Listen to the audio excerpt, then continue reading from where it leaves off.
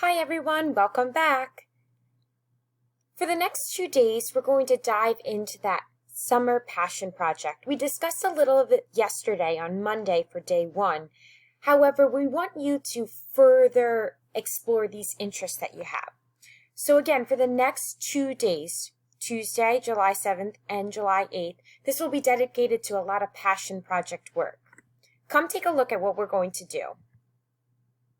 So first things first, our teacher information is here again. If you ever have questions or concern, please reach out through email if we're not already on a Google Meet together. So again, for the next 2 days, this is what's going to happen. You're going to learn more about passion projects by viewing a video and reading an article on Newsela. Now you might be asking yourself, well, why do I have to read an article to know what I'm passionate about? Well, this article is an example of how these middle schoolers took their own interests and turned it into a big passion that really paid off in the end. So we're going to take a look at that. Maybe that will give you some oomph or some type of motivation, and you'll be able to come up with your own passion project from there.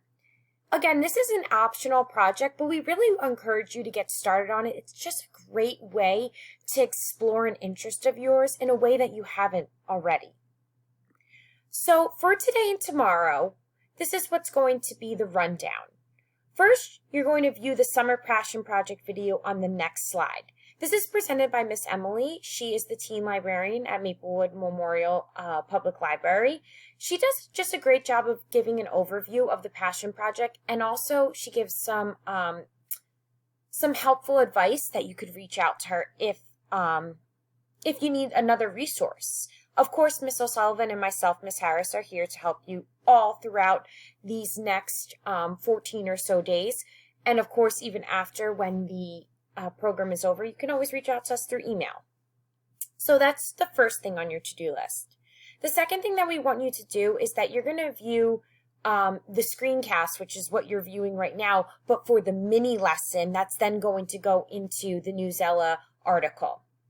Now keep in mind you were to set up your Newsela account on Monday, yesterday, so that you could be signed in to the Summer 2020 class on there. On there, in your binder, you're going to find the article called Kids Invent Device to Prevent Flash Floods. And this is what I'm going to preview in the mini lesson, and then, of course, you will finish it and complete the quiz. And then the last assignment that you'll have over the next 2 days is, now that you've been able to listen to Miss Emily and her ideas, you've also heard from Miss O'Sullivan and myself. You've now read an article about kids and how they've brought their passion project to life. We want you to complete the Summer Passion Project brainstorm form by just clicking on the link right here. It'll take you to this form. It's just a few quick questions of what you're thinking about, and we've included a extensive list of topics, as you can see, so that we can get an idea for what you're thinking. So we're going to jump on over to the Newsela article. So if you haven't already got this open, please do me a favor and go to your Newsela account, go to your binder at the top, and under assignments, you'll find this article. It's called Kids Invent Device to Prevent Flash Floods. I'll give you a minute or so to get yourself situated.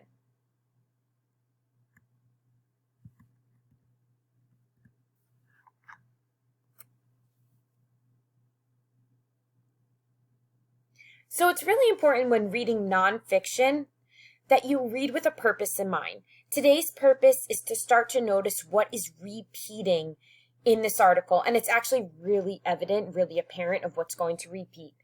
And this repetition allows us to get the main idea or the most important idea from this. So as you can see, we could see this picture of these kids working, and it says 6th graders Jose Perella and Ivan Martinez of downtown Doral Charter Upper School in Florida work with teacher Rebecca Martinez to place a device to detect sediment buildup in a storm drain. The students' project, which aims to stop flash floods, was among 5 grand prize winners in the Samsung Solve for Tomorrow contest. So as we start to read, I want you to think about what is repeating. I'm going to highlight some of this. It could be words, it could be phrases, or it could just be an overall idea. Please follow along as I read aloud. In late May, storms flooded streets in Miami-Dade County in Florida. The floods made cars sink and turned roads into brown rivers. So already here I see two words that are repeating: flooded and floods. And I like to highlight them because then it helps me go back and really think of that main idea and how to put it into one sentence. A team of local middle school students has a plan to stop this ongoing problem. Alyssa Newber, Bianca Veri, and Jose Perella are 6th graders at downtown Doral Charter Upper School. I'm going to stop right there. I see middle school students. And then again, they mention how they're 6th graders. So just repeating the fact that they're middle schoolers. This is important to me because this is not adults being able to build this device or whatever they're talking about. These are 6th graders or middle schoolers, so you can connect to this. They designed a device to warn city workers when and where there's danger of flooding. Here we go again. Here's that word, flooding. The team is one of 5 grand prize winners of Samsung Solve for Tomorrow contest. The contest asks for science, technology, engineering, and math, also known as STEM, solutions to the biggest challenge facing a school community. I've been living here my entire life, and all of us have encountered problems with flooding, says Bianca. We knew that was the problem when we were going to tackle.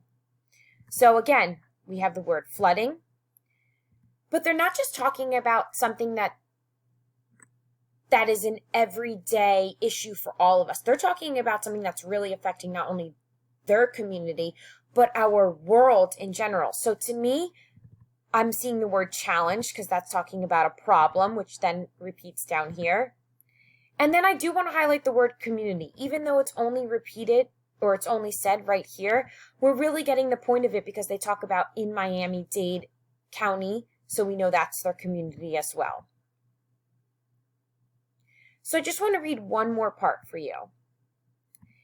It says flash flooding can happen when storm drains get plugged up and especially during hurricanes, overflow into streets. It's the leading cause of weather-related deaths in the United States. Wow, that's a lot to take in. But again, I'm seeing that word flooding.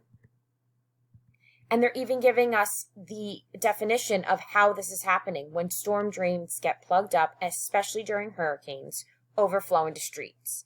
It's the leading cause of weather-related deaths in the United States. I just had to repeat that because that just goes to show why this is such a problem, why this is such a challenge that is facing that community. So what you're going to do is that you're going to continue reading this. And we'd like you to continue to use the highlight feature. So you just have to double click on the word and the highlight comes up. Feel free to also take notes if you'd like to. And this will help us come up with the main idea, the biggest idea that the author is trying to get across from this article. You're probably already starting to see it. And then what we're going to have you do is that you're going to go ahead and complete the quiz when you're done reading this. And the whole reason that you're learning this skill or this strategy of highlighting keywords that repeat is because part of the quiz is knowing what the main idea of the article is. So again, you'll finish reading out this article. It's not that much longer. And then you'll go ahead and take the quiz. Don't forget to highlight those repeating words along the way. So just to review what your work will look like over the next 2 days for Tuesday, July 7th and Wednesday, July 8th. You're going to view this passion project video that is on the next slide after your student work. Then you're going to view the screencast, which will actually be on the next slide after the summer passion project video. You'll then finish reading out the Kids Invent Device to Prevent Flash Floods article on your Newsella account. You'll complete that quiz that is aligned to the article. And of course, then you'll finish off the 2 days with the Summer Passion Project Brainstorm form, which I showed you in the beginning of the screencast, which is just a few questions so that we know what you're interested in. If you have any other questions or concerns, please don't hesitate to reach out, whether it's through email or whether you'd like to set up a Google Meet. You could also view Ms. Harris's, myself's additional support times, which are located on the Google Classroom under the Classwork tab for additional support. We can't wait to see what you're interested in.